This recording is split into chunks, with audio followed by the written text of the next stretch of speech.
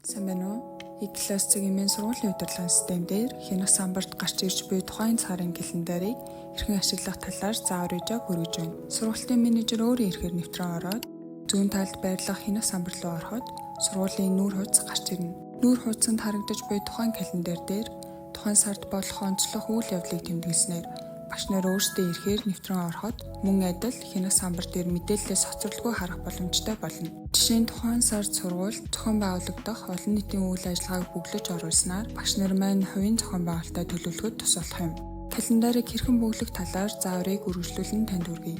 Зүүн доод буланд байрлах үйл явдал цэсний үйл явдлын төрөл дэцэс рүү орно. Дэлгэцэн дүүсэх цонхны нэмэх үйл явдлын төрөл дээр тухайн сард ямар онцлог үйл явдал болох нэрийг оруулж өгнө. Жишээ нь хонхны баяр гэж тэмдэглээд хадгалсны дараа эргээд үйл явдал цэсний үйл явдал дэцэс рүү орно.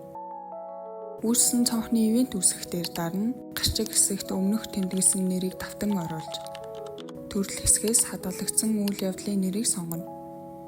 Үзэгчид хэсгээс тухайн сургуулийн бүх сурагчид албан хаагчид орох уу эсвэл зогсон анги бүлэг орох уу гэдгээс сонголтоо хийнэ. Огноо хэсэгт үйл явдал болох өдрийг дуусах өдөр хүртэл тэмдэглэнэ. Нэмэлтээр тайлбар оруулж болно. Жишээ нь сурагчид нэгдсэн хөх өнгийн сурагчийн цамц болгон дөрвөн тувцаар жигдрэх гэх мэт. Мөн зураг оруулж болно. Дээрх цонхыг бүрэн тэмдэглэж дууссаны дараа хадгалах товчон дээр дарж хянах самбарын календараас тэмдэглэсэн үйл явдлыг нэгтлэнэ. Танд амжилт хүсье. E-class цагийн